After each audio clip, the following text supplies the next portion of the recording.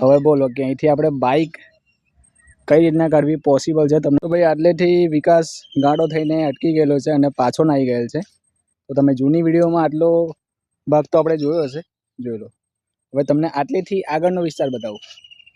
તો જય માતાજી મિત્રો, હું છું ધર્મેન્દ્ર પરમાર અને હવે તમને જે આગળની નદી બાકી છે એ તમને એક્સપ્લોર કરીને બતાવું કે આગળ કેવો નજારો છે.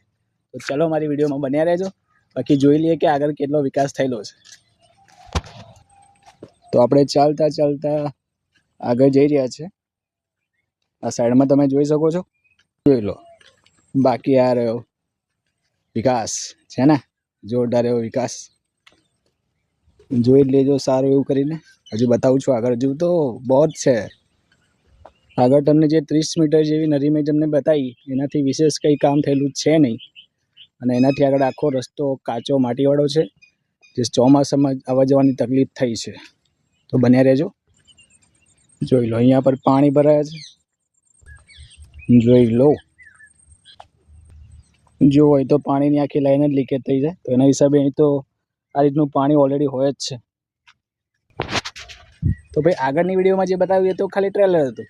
અસલ પિક્ચર તો અહીં આગળ છે, જોઈ લો. જોઈ લો આ. હવે બોલો કે અહીંથી આપણે બાઇક કઈ રીતના કાઢવી પોસિબલ છે તમને થોડું એપાથી પણ બતાવી દઉં. તો જોઈ લો, છે પૂરેપૂરો કિચડ. હવે તમારામાંના અમુક પ્રો પ્લેયર પણ હશે જેમના મગજમાં એવું ચાલતું હશે કે આ જગ્યાએ તો હું પગ મૂક્યા વગર પણ બાઇક કાઢી લઉં. તો ભાઈ એ તમે પ્રો પ્લેયર છો એ તમને મુબારક છે. અમારે અમારા રસ્તાનો નિકાલ જોઈએ છે અને અમારે આ રસ્તો જોઈએ છે. તો એવું તો છે નહીં કે આ મારો પ્રાઇવેટ મારો પોતાનો રસ્તો છે, પણ જ્યાં સુધી અવાજ નહીં ઉઠાવીએ ત્યાં સુધી આપણા મહાન લોકોને ખબર કેમ નહીં પડશે કે રસ્તાનું કામ બાકી છે, ગ્રાન્ટ પાસ થયેલી પણ આમાં યુઝ થઈ છે નહીં. તો આશા એટલી રાખીએ છીએ કે જે બી આ સમસ્યાથી જોડાયેલા વ્યક્તિઓ છે એ લોકોની આંખ ઉઘડે અને જલ્દી તકે આપણા રસ્તાનો નિકાલ આવે. બાકી જ્યાં સુધી રસ્તાનો નિકાલ નહીં આવે આપણે વિડીયો કન્ટિન્યુ રાખીશું.